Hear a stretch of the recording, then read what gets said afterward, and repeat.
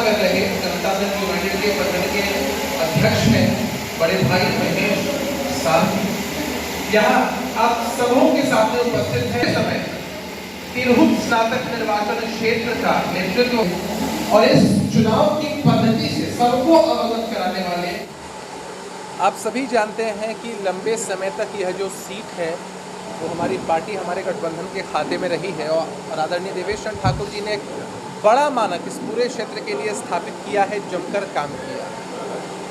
जो भी काम सर ने किए हैं, जो भी मानक सर ने स्थापित किए हैं, उनके आगे कैसे इस क्षेत्र को ले जाया जाए, कैसे स्नातकों की समस्याओं का निदान तय समय सीमा के अंदर हो जाए, हमारी सबसे बड़ी प्राथमिकता होगी। स्नातकों के लिए आगे पढ़ाई की व्यवस्था हो, रोजगार की व्यवस्था हो, बिहार में रहने की व्यवस्था हो, किसी भी तरह की पॉलिसी मेकिंग की बात हो, हर कुछ के लिए हम लोग कृत संकल्पित हैं। स्नातक युवाओं की बेरोजगारी एक सबसे बड़ी समस्या देखी जा रही है, दूर करने का क्या कोई फॉर्मूला है? आज बिहार मॉडल की चर्चा आप पूरे देश में सुनते हैं, जब लाखों की तादाद में, मुझे लगता है कि संभवतः आज़ादी के बाद इतिहास में कोई ऐसी घटना दर्ज नहीं होगी जब इस तरह से गांधी मैदान में सरकारी नौकरियों के नियुक्ति पत्र बांटे जाते रहे। नीतीश कुमार जी ने जो वादा किया है वो करके दिखाया है। विभिन्न डिपार्टमेंट्स में वैकेंसीज निकली हैं, रोजगार के सुअवसर बिहार में हैं और आप ही लोग इंटरव्यू चलाते हैं। जब हमारे बगल के प्रदेश अभ्यर्थी आते हैं, परीक्षा देते हैं और उसके बाद हमारे यहाँ सरकारी शिक्षक बनते हैं और हमारे नेता की तारीफ करते हैं। तेजस्वी जी ने काम किया, जब सरकार अलग हो रही थी, नई सरकार बन रही थी, अखबारों में विज्ञापन के माध्यम से नौकरियों का क्रेडिट लेने लगे। अखबारों में विज्ञापन देकर अगर क्रेडिट मिलने लग जाए तो सचमुच तेजस्वी जी के पास बहुत पैसा है, ले सकते हैं। लेकिन बिहार तो वो दौर याद है जब नौकरियों के बदले ज़मीनें लिखाई जाती थी। बिहार के युवाओं को नौकरी चाहिए, बिहार के युवा ज़मीन नहीं देंगे। अपने पराक्रम, अपने टैलेंट, सरकार की व्यवस्था के दम पर नौकरियां लेंगे।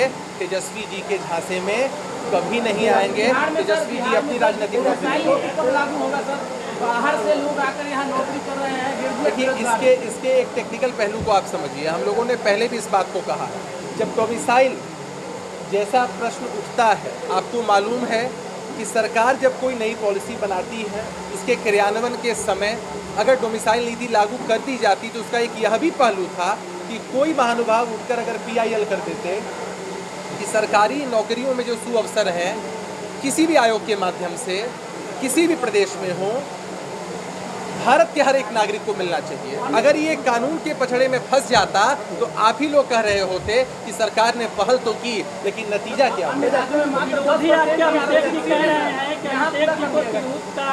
कोई क्षेत्र का भौगोलिक स्थिति जानकारी नहीं है। अच्छा, एक बात बताइए, बाबू बैसाखी बन के आए हैं और चेहरा अभिषेक जी के चुनाव। देखिए, इसमें कोई शक नहीं है कि आदरणीय देवेश चंद्र ठाकुर जी मेरे पथ प्रदर्शक हैं, मार्गदर्शक हैं, अभिभावक हैं और मैं सौभाग्यशाली हूँ। लेकिन जिस विरोधी के विषय में आप कह रहे हैं, मैं चुनौती देता हूँ आप सभी साथियों को, आप लोग उनको कब से जानते हैं जरा बताइए। आपका जवाब होगा कि जब नाम अनाउंस हुआ, टिकट मिला, तब आप लोग दूरबीन लेकर खोज रहे थे कि कौन है वो, जरा उनके बारे में जानते हैं।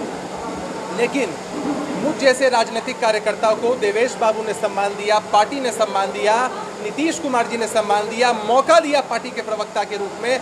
लोग कहते हैं अच्छा, उन्हीं अभिषेक झा को टिकट मिला है जो जदयू के प्रवक्ता हैं, टीवी पर, रीजनल नेशनल मीडिया पर पार्टी की बात को मजबूती से रखते हैं।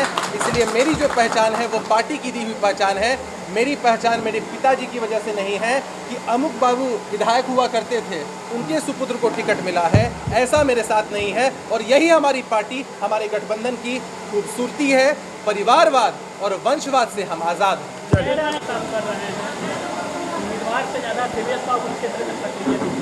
स्वाभाविक है, अभिषेक जी रहते, आप उम्मीदवार रहते हमारे पार्टी के तो आपके लिए भी घूमते, ये रहते इनके लिए भी घूमते, कोई रहता, इरफान भाई रहते तो उनके लिए भी मैं घूमता, राम बाबू रहते उनके लिए घूमता। स्वाभाविक है ना, इसको मैं 20 साल से इस क्षेत्र का मैं प्रतिनिधित्व कर रहा हूँ। स्वाभाविक है मेरा घूमना इनके साथ घूमूंगा ही, इसमें कोई शक नहीं।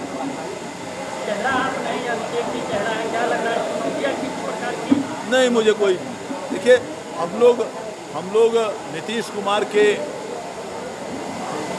काम के साए में यहाँ पर है।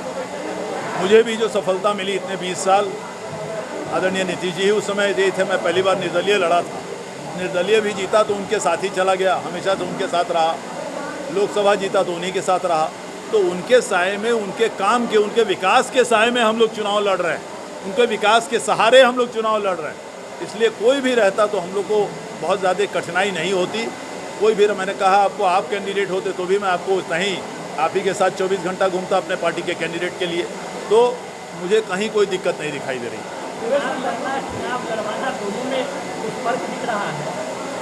फर्क तो पड़ेगा ही, मेरा फोटो थोड़ी इस पर छप रहा है, फोटो तो अभिषेक झा का ही छप रहा है, तो होना ही है। लेकिन सवाल है कि जिसका अनुभव रहता है तो स्वाभाविक है उस अनुभव को साझा करना चाहिए।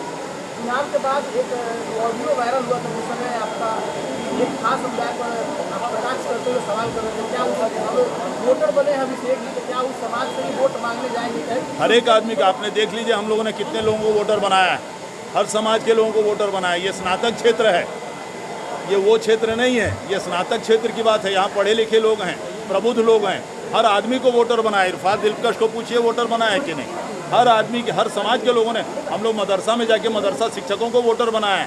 पहली बार मदरसा के लोगों को, जिनको 4000 नहीं मिलते थे प्राइवेट मदरसा में, आदरणीय नीतीश कुमार ने उनका सैलरी 40,000 किया हुआ है। तो हम लोग सभी जगह जाके उनका वोटर बनाए हैं और बेचारे आगे, खुद आगे वोटर बने हैं और पूरी सपोर्ट समर्थन में लोग खड़े हुए। इस बार वोटर की संख्या कितनी रही है सर? अभी तक हम समझते हैं लाख पूर गया होगा, 1,18,000। 1,18,000।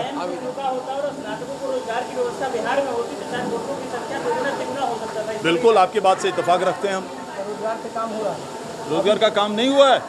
आप एक दिन भी है जहां देखते हैं कि 10,000, 20,000 शिक्षक, सिपाही, सारे लोग भर्ती हो रहे हैं। आप मुझे उस समय का जवाब दीजिए ना कि जो 15 साल में आप दिखा दीजिए कि अगर 5,000 लोगों की भी बहाली हुई है, जो 15 साल में जो आरजेडी का राज था, अगर 5,000 की भी बहाली पूरे 15 साल में हुई तो आप बता दीजिए, मैं राजनीति छोड़ दूँगा। इंडिया सरकार को सुशासन की सरकार हाँ, तब तो इसलिए वो कहा जा रहा है ना, इसलिए तो लाख 2 लाख की वो एक दुर्घटना है, बहुत दुखद दुर्घटना है। दुर्घटना इस तरह से होती हैं, लेकिन जो दोषी है वो पाए जाएंगे। बिहार में जनता से रिश्ता के साथ बना के रखना, हमेशा उनके लिए उपलब्ध रहना, चाहे निजी काम हो, सरकारी काम हो, उसमें अभिषेक जी निश्चित रूप से बना के रखेंगे। ये नहीं रहेंगे तो लोग जानते हैं हमने अभिषेक जी को फ़ोन नहीं किया, आपको या उनसे बात नहीं हो पाई, चलिए आप मेरा काम कीजिए, तो मैं हूँ ना, इसमें कहाँ दिक्कत। मुख्यमंत्री कहते हैं कि बिहार में जनता की राज है। बिहार में किसी भी मोबाइल कंपनी का सबसे महंगा 1 साल का टैरिफ 5,000 से ज़्यादा नहीं है, लेकिन आप ही के मुख्यमंत्री अपने माननीयों को प्रति साल एक मोबाइल यूज करने के लिए 1 लाख रुपया देते हैं। क्या ये जनता का राज है? ये हर आप जानिए, ये देखा जाता है कि भाई ये माना जाता है कि आपके क्षेत्र में कितनी मतदाता है, आपके क्षेत्र में कितनी जनता है। हर आदमी आपको फ़ोन करेगा, ये करेगा, वो कैलकुलेट करके दिया जाता है।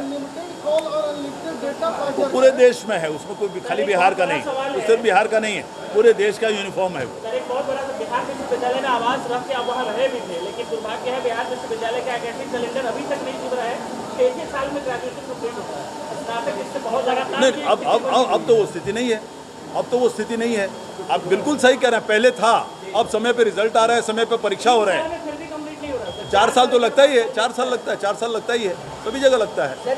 मैं तो वहाँ पर हिस्सा रहा हूँ, आप जानते हैं वहाँ पर मैंने, और इसमें हम लोगों ने बहुत मेहनत किए है। मैं कई जगह भाषणों में बोलता हूँ कि पहले 4-4 साल, 5-5 साल बच्चे बेचारे घूमते थे रिजल्ट के लिए, अपना परीक्षा लेने, रिजल्ट नहीं हो रहा है, बच्चियाँ आती थी, अब एकदम यूनिफॉर्म हो गया हुआ है, इसमें कहीं कोई शक नहीं। बिहार सबसे पिछड़ा राज्य है, बिहार में प्रति व्यक्ति आय भी सबसे देश में कम है। आप कभी सरकार के दुलारू रहे संजीव हंस 9 करोड़ के फ्लैट लेने की बात खुद करती है और 75 लाख की मर्सिडीज कार, वो इसलिए कि स्मार्ट मीटर बिहार में लगाया जा सके। पूरे भारत में बिहार में सबसे ज़्यादा स्मार्ट मीटर लगाया गया। क्या इसको आप गरीब जनता के साथ आपकी सरकार का मजाक नहीं मानते हैं? नहीं, स्मार्ट मीटर लगना और जिन व्यक्ति का आपने नाम लिया उनके पास जो अकूत संपत्ति मिली है, ये दोनों चीज़ अलग बात है। ऐसे सप्लीमेंट्री दाखिल किया है, उसमें लिखा है कि 9 करोड़ रुपये का फ्लैट। नहीं, मैं कहाँ उस पर ये कर रहा हूँ, मैं कहाँ नहीं कह रहा हूँ। हाँ, स्मार्ट मीटर के एवज में लिया, वो पकड़े गए।